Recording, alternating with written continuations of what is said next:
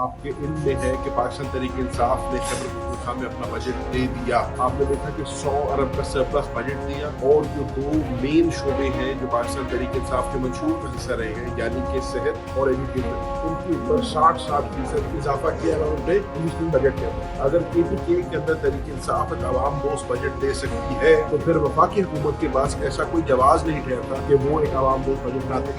आज पूरा पाकिस्तान नजरें लगाए बैठा है कि क्या ये वफाकी हुकूमत जिसने इतने दावे किए थे, उसने भी बड़ी बड़ी बातें की थी कि जब हमारी हुकूमत थी जो हमें तनकीद का निशाना बनाते थे, क्या ये कोई रिलीफ हमें दे सकते हैं। बिस्मिल्लाहिर्रहमानिर्रहीम, अस्सलाम वालेकुम। SNN के साथ में हूँ शाम फुरकान चौधरी।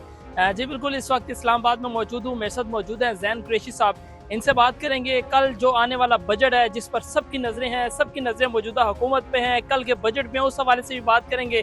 फायरवॉल के हवाले से भी ज़ैन कुरैशी से पूछेंगे उनका क्या मौक़िफ़ है। हमारे साथ रहिएगा। जी सर, बताइएगा कल बजट आ रहा है और क्या समझते हैं कि आवाम दोस्त बजट आएगा। बिस्मिल्लाहिर्रहमानिर्रहीम। सबसे पहले तो कल बजट आ रहा है और आपके इल्म में है कि पाकिस्तान तहरीक-ए-इंसाफ ने खैबर पख्तूनख्वा में अपना बजट दे दिया।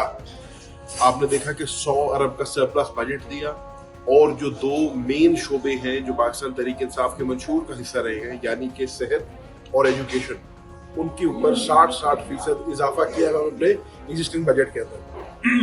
तो जो हमारे सोशल सिक्योरिटी प्रोग्राम्स हैं, जैसे कि एहसास प्रोग्राम था, और इस मुल्क का जो सबसे निचली सतह पर रहने वाला शहरी है उसको रिलीफ देने का हमने ये कर दिखाया।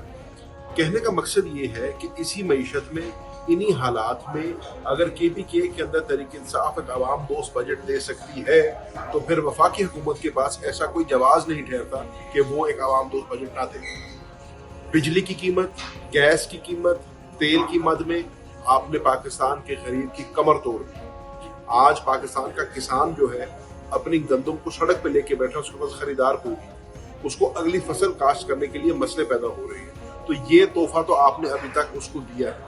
आज पूरा पाकिस्तान नजरें लगाए बैठा है कि क्या ये वफाकी हुकूमत जिसने इतने दावे किए थे, जैसे इतनी बड़ी बड़ी बातें की थी कि जब हमारी हुकूमत थी जो हमें तनकीद का निशाना बनाते थे, क्या ये कोई रिलीफ हमें दे सकते हैं। नजर ये आता है कि IMF के आगे ये पिच चुके हैं। नजर ये आता है कि अपनी हुकूमत और अपने इक़्तिदार को चिपके रहने के लिए ये हर शर्त मानने पर तैयार हो गए हैं। आपने देखा कि इन्होंने आए दिन जो है एनर्जी की प्राइसेस बढ़ाई हैं, पेट्रोल की, डीजल की प्राइसेस बढ़ाई हैं और आवाम को मजीद उसके बोझ नीचे दबा दिया है। कल इनके पास मौका है जिसको कहते हैं अपने आप को रिडीम करने का या कुछ उसमें से अपनी इज्जत को बहाल करने का। हम ये कोशिश करेंगे, पाकिस्तान तहरीक-ए-इंसाफ जो अपोजिशन में बैठी है, कि हम इंशाल्लाह इस बजट के ऊपर एक सैर हासिल गुफ्तगू करेंगे बतौर पाकिस्तान के नुमाइंदों के, बतौर मुत्तहिद नुमाइंदों के।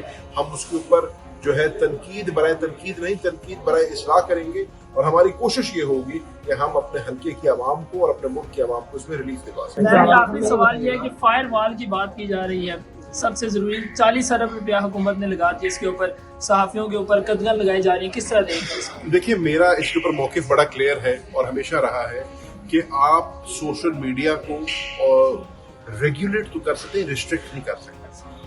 YouTube का बंद करना, X का बैन करना और दीगर ऐसे जो हरबे हैं, ये शॉर्ट लिव्ड होते हैं। ये 21वीं सदी है, हर किसी का, अब यहाँ पे बात हो रही थी, जुगाड़ निकल आता है। तो पहले लोगों ने VPN इस्तेमाल करना शुरू कर दिए, अब भी ऐसे होगा।